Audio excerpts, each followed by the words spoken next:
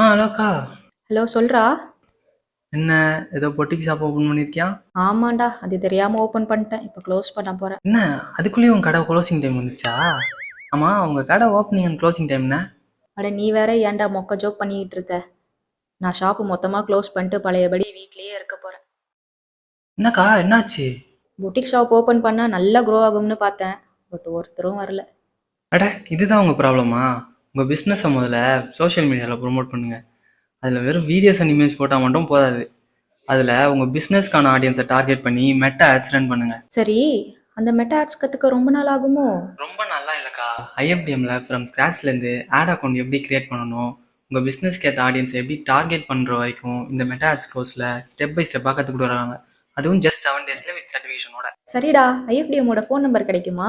சரி, நோட் பண்ணிக்கோங்க.